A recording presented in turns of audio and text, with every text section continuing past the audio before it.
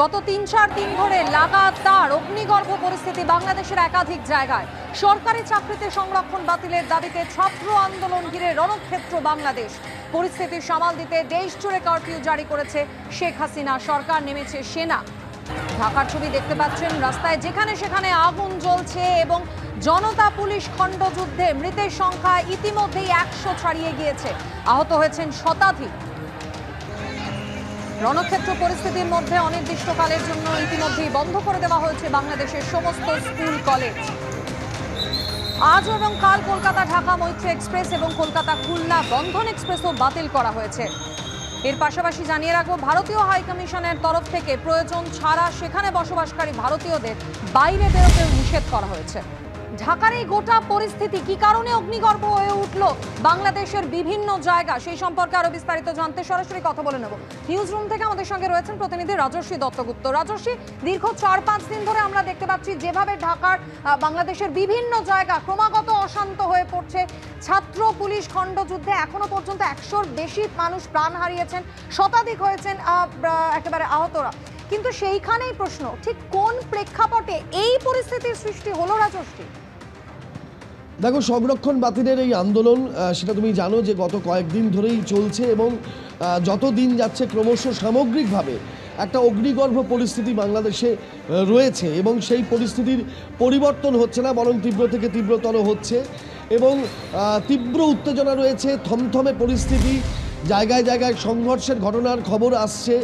সংবাদ সংস্থাগুলো সূত্রে আমরা জানতে পারছি যে মৃতের সংখ্যা শতাধিক ছাড়িয়েছে এবং এমনকি জেল ব্রেক হয়েছে, অর্থাৎ জেল ভেঙে বন্দীদের মুক্ত করার জন্য আন্দোলনকারীরা সেখানে অ্যাটাক করেছেন এবং সারাক্ষণ সেনাবাহিনী, র্যাব, বাংলাদেশ পুলিশ বনাম আন্দোলনকারীদের সংঘর্ষ চলছে। জায়গায় জায়গায় জমায়েত চলছে এবং চারদিক দিয়ে বাংলাদেশ সরকার আন্দোলনকে প্রতিহত করার চেষ্টা করলেও এখনো পর্যন্ত পরিস্থিতি কিন্তু শান্ত নয় এবং নিয়ন্ত্রণে নয়। এবং তুমি জানো যে পশ্চিমবঙ্গের সঙ্গে, অর্থাৎ ভারতবর্ষের সঙ্গে যে রেল যোগাযোগ, যেটা খুলনা এবং কলকাতা থেকে মৈত্রী এক্সপ্রেস এবং আরেকটি ট্রেন, দুটো ট্রেনই বাতিল করা হয়েছে এবং প্রত্যেকটা সীমান্তে সতর্কতা জারি করা হয়েছে। বাংলাদেশের সীমান্তরক্ষী বাহিনী এবং ভারতীয় সীমান্তরক্ষী বাহিনী দুপক্ষই কিন্তু অত্যন্ত সজাগ এবং সতর্ক রয়েছে, কারণ সীমান্তে উত্তেজনা ছড়াতে পারে, সেই পরিস্থিতি উদ্বেগজনক করে তুলতে পারে এই আরও বেশি। সেই কারণেই সীমান্তে বাড়তি সতর্কতা নেওয়া হয়েছে। আজকে যেটা দেখা যাচ্ছে, পেট্রাপোল সীমান্ত দিয়ে, আমাদের এখানে পেট্রাপোল সীমান্ত দিয়ে যে রপ্তানি হতো, আজকে ৩৫টি ট্রাক যাওয়ার পরে সেই রপ্তানিও বন্ধ হয়ে গিয়েছে। প্রচুর সংখ্যক ভারতীয় পড়ুয়া তারা বাংলাদেশ থেকে চলে আসছেন ভারতবর্ষে।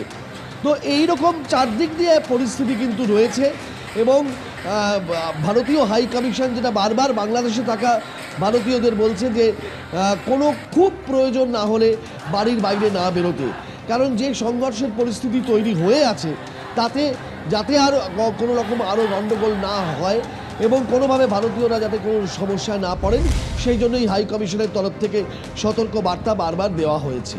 সামগ্রিকভাবে পরিস্থিতি অগ্নিগর্ভ। এখনও পর্যন্ত আন্দোলনকারীরা তাদের আন্দোলন চালিয়ে যাচ্ছেন, উল্টো দিকে বাংলাদেশ সরকার সেটাকে প্রশমিত করার চেষ্টাও চালিয়ে যাচ্ছেন সমানতালে। একদমই রাজস্বী, তুমি আমাদের সঙ্গে থাকো, আবারও তোমার সঙ্গে কথা বলবো। যেমনটা রাজস্বী বলছিল যে বাংলাদেশে অগ্নিগর্ভ পরিস্থিতি, রণক্ষেত্র পরিস্থিতির সৃষ্টি হয়েছে বিভিন্ন জায়গায় এবং যার ফলে ১০০-রও বেশি মানুষ ইতিমধ্যেই প্রাণ হারিয়েছেন, আহত হয়েছেন শতাধিক। আর এরই মধ্যে বাংলাদেশ থেকে সীমান্ত পেরিয়ে দলে দলে দেশে ফিরছেন ভারতীয় পড়ুয়ারা। পেট্রাপোল সীমান্ত, আগরতলা সীমান্ত, চ্যাংরাবান্ধা সীমান্ত এবং ফুলবাড়ি সীমান্তের ছবি আপনাদের সামনে রেখেছি। বিভিন্ন জায়গায় আটকে থাকা ভারতীয় পড়ুয়ারা তারা দলে দলে দেশে ফেরার চেষ্টা করছেন। মেঘালয়ের মুখ্যমন্ত্রী কনরেড সাংমা তিনি ইতিমধ্যেই জানিয়েছেন যে গতকাল ৪০৫ জন পড়ুয়াকে ডাউকি সীমান্ত থেকে উদ্ধার করা সম্ভব হয়েছে।